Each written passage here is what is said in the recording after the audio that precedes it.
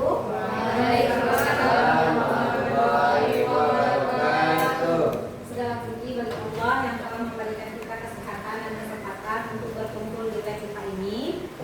Salawat berangkaikan salam, tak lupa pula kita sajikan ke pangkuan Nabi besar Muhammad Sallallahu Alaihi Wasallam yang telah membawa kita dari alam jahiliyah ke alam yang penuh dengan pengetahuan seperti saat sekarang ini. Baiklah, Bapak Ibu yang saya hormati, Bapak Ibu Fastas, Bapak Ibu guru, serta siswa-siswa yang saya sayangi. Di sini saya akan membagi praktik baik implementasi 7 jurus BK Hebat.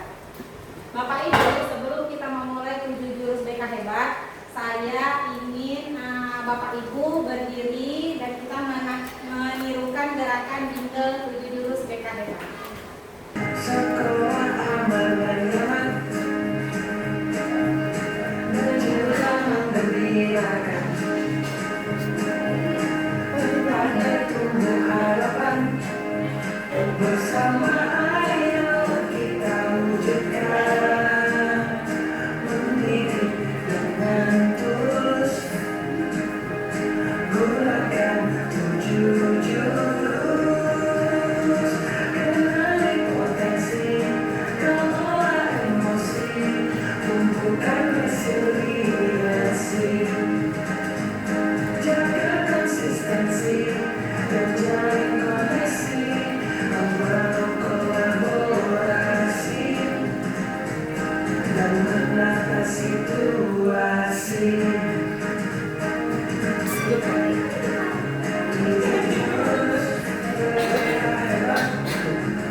Bersama murid melangkah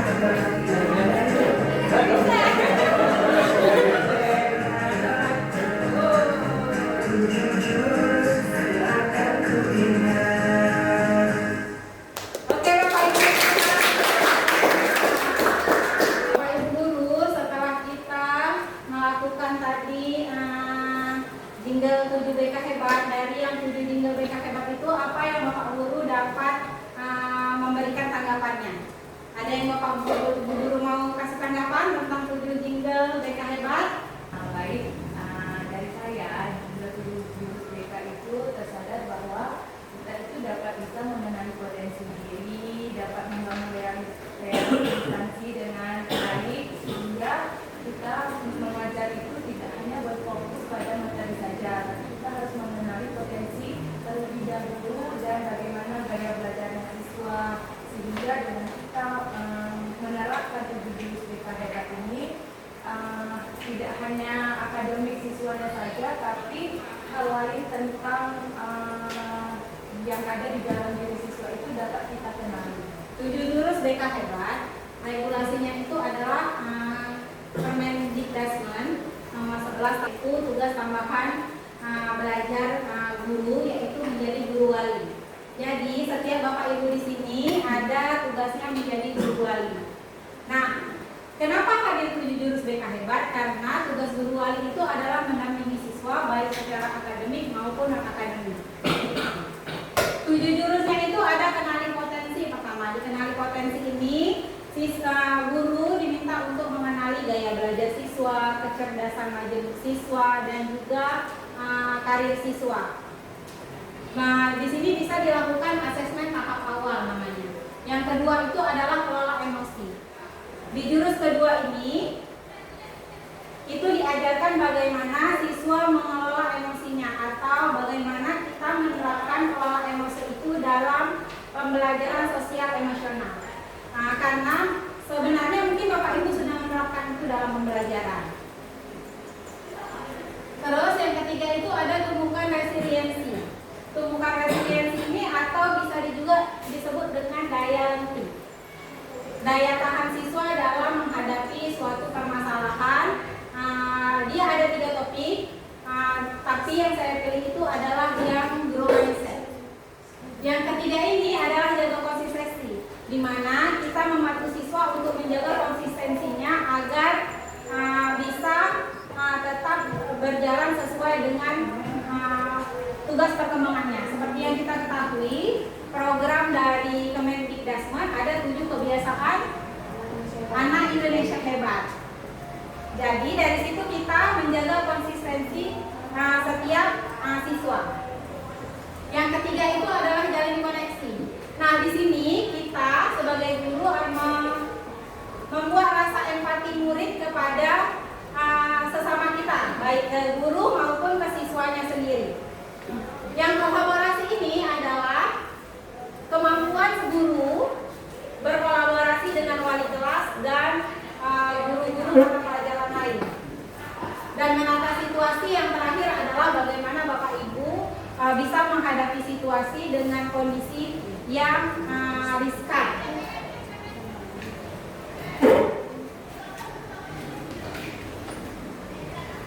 Selanjutnya tujuan 7 jurus BK hebat adalah guru BK, guru mata pelajaran, guru wali kelas, guru wali bisa meningkatkan kompetensinya dengan 7 jurus BK hebat ini, karena dengan kita mengenali siswa maka pembelajaran yang kita lakukan akan mudah dan berfokus kepada siswa. Harapannya semua siswa, bukan hanya siswa yang bermasalah, dapat kita gali perkembangannya, dapat kita gali potensinya, dan dapat kita arahkan kemana dia bisa seharusnya mengembangkan potensinya tersebut.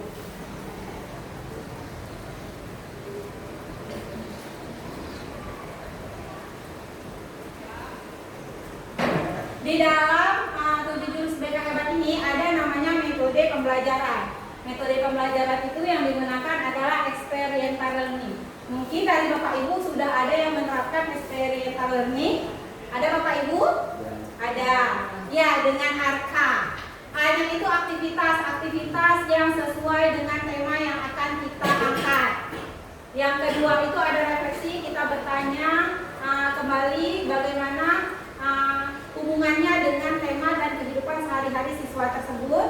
Yang ketiga itu ada K, konseptual, yaitu Ibu Bapak memberikan konsep atau materi dari pembelajaran tersebut. Yang terakhir ada aplikasi. Aplikasi itu Bapak Ibu menerapkannya dalam kehidupan sehari-hari, misalnya kayak jaga konsistensi, membuat jadwal harian, membuat jadwal bangun tidur dan pergi tidur. Dari 7 jurus tersebut saya memilih implementasi 2 jurus, yaitu kelola emosi dan tumbuhkan resiliensi. Kenapa saya pilih jurus tersebut? Yang pertama itu kelola emosi. Dari AKPD yang saya berikan kepada siswa kelas 7,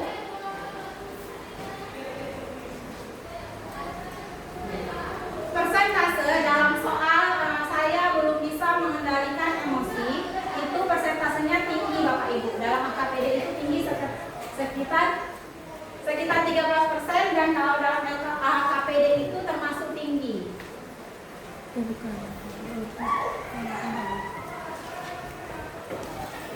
Yang alasan saya memilih tumbuhkan resiliensi, yang pertama itu hasil laporan pengamatan wali kelas, guru mata pelajaran, banyak siswa kelas 7 itu yang masih kurang bersemangat dalam menghadapi tantangan, cenderung putus asa dan mudah menyerah, terutama dalam soal-soal eksak.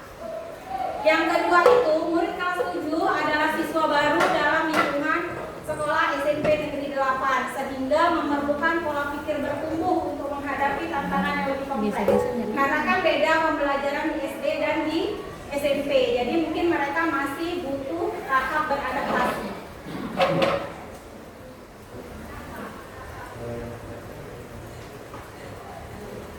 Kelola emosi.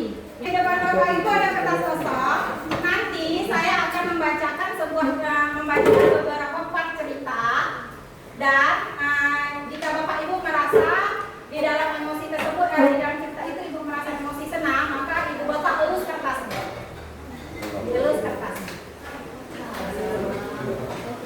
Ya, anak-anak juga ya, Nak ya. Terus jika Bapak Ibu kesal, Ibu remas kertasnya, atau anak-anak juga boleh remas kertasnya. Terus jika Bapak Ibu merasa marah, Ibu boleh Bapak Ibu dan anak-anak boleh sobek kertasnya. Oke, kita mulai. Kalau marah tadi diapain anak-anak?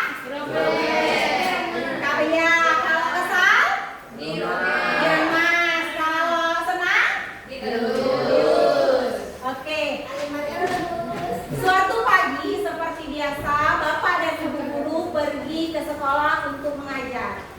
Bapak Ibu guru sudah menyiapkan pembelajaran yang interaktif untuk di dalam kelas. Hampir sampai ke sekolah, tiba-tiba motor yang Bapak Ibu tumbangi itu mogok.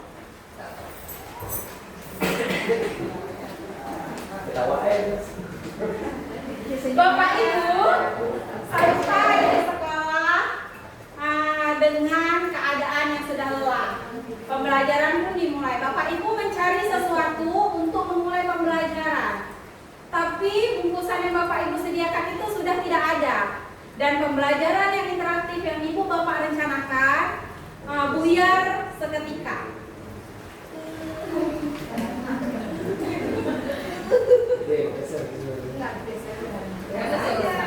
Sudah tiba-tiba tak tak tak tak. Ya Andi, kenapa? Maaf Bu, saya terlambat dengan buka lusumnya. Di tengah-tengah pembelajaran, Bapak Ibu sedang asyik menjelaskan pembelajaran. Tiba-tiba Andi tertidur di tempat duduknya.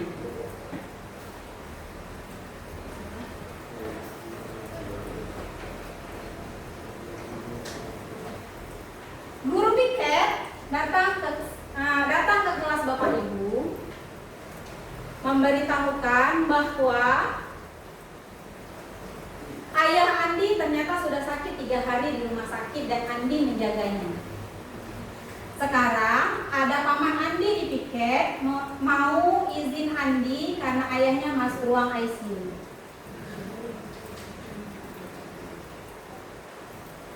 Dan guru piket juga menyampaikan bahwa paman Andi tadi menemukan bungkusan.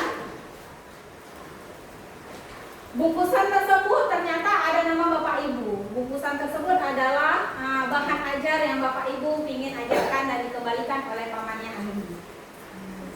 Pembelajaran pun berjalan dengan interaktif dan seru. Baik Bapak Ibu, ceritanya sudah selesai. Saya ingin tahu bagaimana kondisi kertas Bapak Ibu. Adakah yang udah jelek? Siapa yang udah jelek?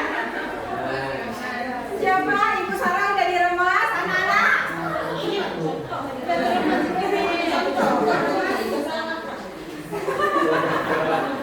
Oke, saya mau tanya sama ibu siapa yang udah jelek ya? Ibu Hani yang ada dilipat, kenapa dilipat tadi kertasnya Ibu? Tanya dari motornya mogok kemudian kehilangan bahan ajar dari ajar. Oke. Saya mau tanya, seandainya kertas Bapak Ibu sudah rusuh, seandainya itu siswa, bagaimana diri siswa tersebut? Jika kita udah marah, udah sobek, udah remas kertasnya. Sedih ya. Nggak mau lagi belajar. Semangatnya menurun. Dan itu terbawa sampai kapan itu? Iya. Apakah kertasnya bisa kembali seperti semula? Kalau kita udah remes, kita sobek? Nah, itulah keadaan siswa kita, itulah keadaan untuk anak-anak Ibu, itulah keadaan diri kita. Nah, jika kita tidak bisa mengelola emosi, maka sulit untuk kembali seperti awal. Iya enggak? Oke, dalam praktik baik ini saya memberikan analisis kesejahteraan sosial emosional pada kelas yang saya uji, yaitu kelas 71, dan ternyata sekitar 43% siswa itu belum bisa mengendalikan emosinya. Masih perlu perhatian khusus Bapak Ibu.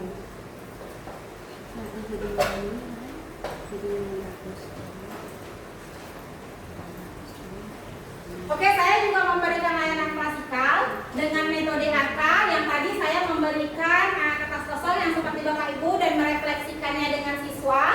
Terus saya memberikan materi jenis-jenis emosi, cara mengelola emosi dan roda emosi, serta teknik stop dalam mengelola emosi. Yang terakhir itu saat di aplikasinya saya memberikan mereka kertas post-it dan mereka menuliskan emosi mengelolanya. Terus mereka menampilkan di papan tulis dengan papan emosi.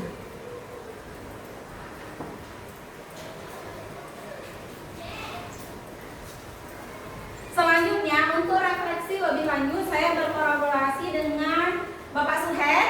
Di refleksi kolaboratif, saya melihat emosi anak-anak dalam pembelajaran, yaitu pembelajaran Pak Suhendri kemarin itu pilih dengan materi Indonesia sebagai negara kesatuan, dan yang apa yang membuat negara Indonesia itu berbeda-beda tapi tetap satu dalam materi Pak Suhed.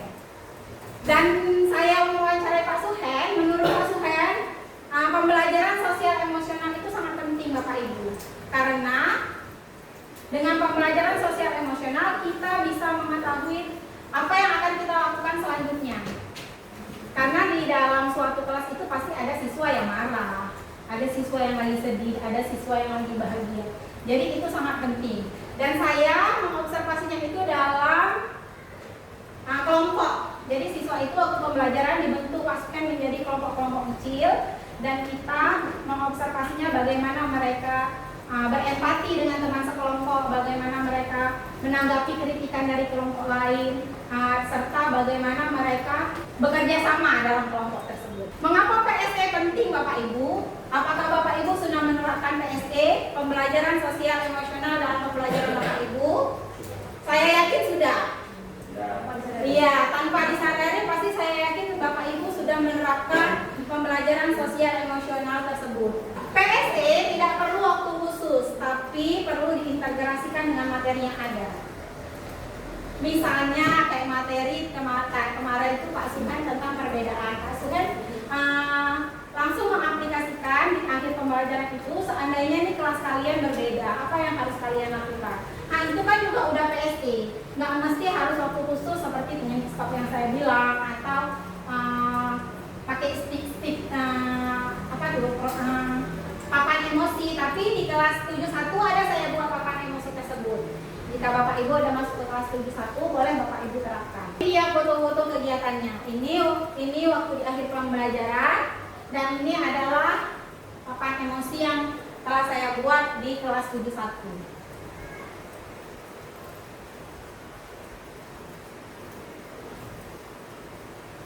Selanjutnya itu tumpukan resiliensi. Sebelum kita masuk ke dalam tumpukan resiliensi, saya mau satu siswa, siapa nak? Boleh mencoba flip botol aqua viva. Boleh siapa? Patah? Lanjut. Lagi benar.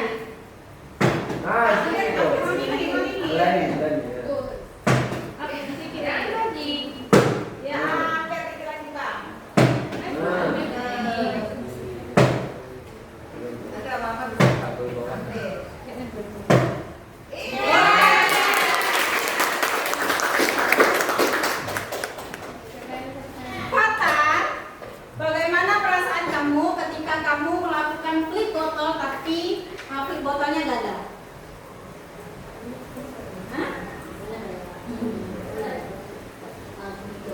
Ingin coba lagi. Ketika berhasil ada perasaan senang atau tidak? Ada. Bapak Ibu ada yang mau coba? Ada yang mau coba?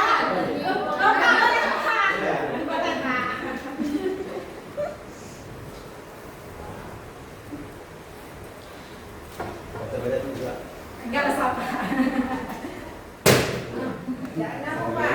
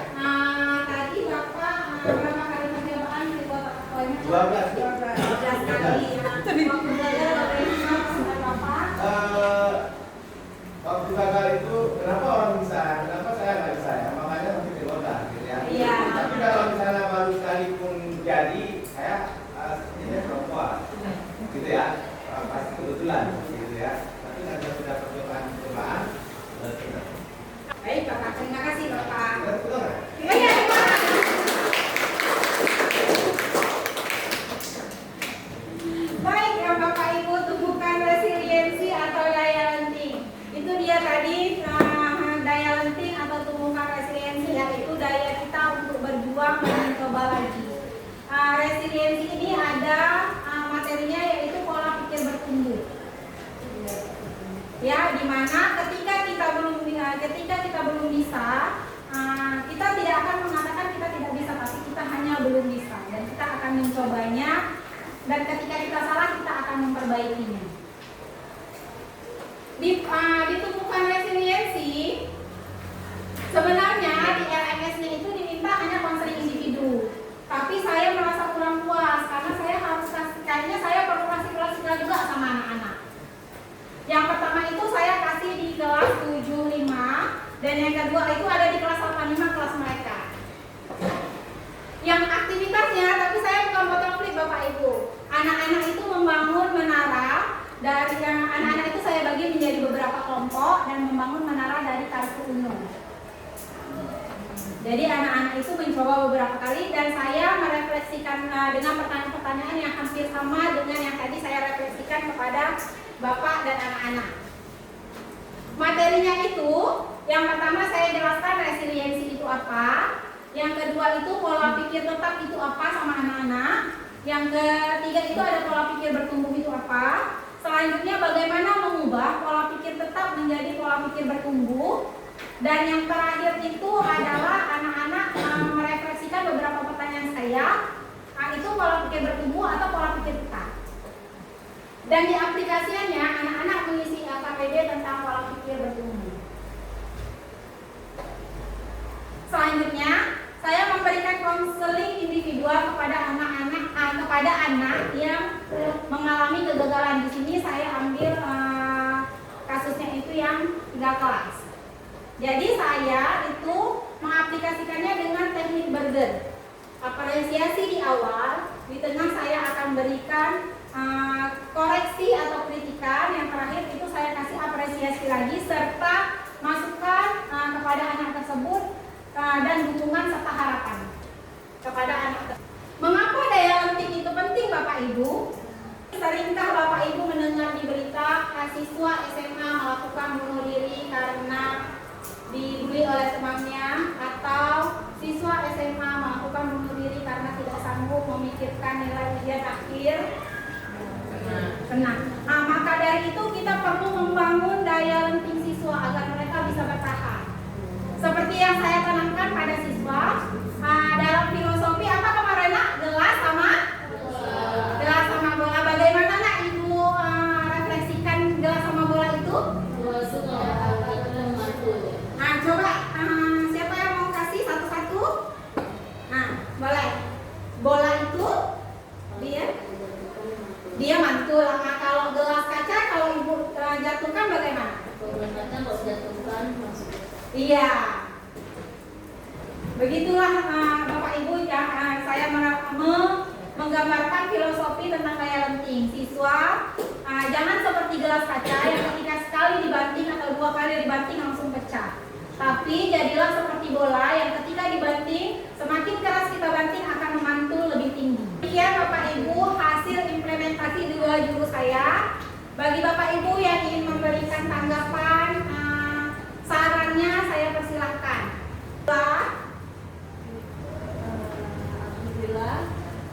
Sebelumnya saya mau ucapkan juga terima kasih kepada Ibu Sasha karena hari ini di kesempatan yang baik ini saya beserta teman-teman guru yang lainnya mendapatkan ilmu yang saya rasa sangat penting, karena jika yang kita hadapi pada saat pembelajaran itu adalah manusia, di mana manusia itu yang kita ketahui bersama adalah makhluk yang dinamis, dia tidak statis, dia akan berubah-ubah sesuai dengan kondisi. Terutama Ucapkan terima kasih kepada Bapak Ibu dan siswa-siswa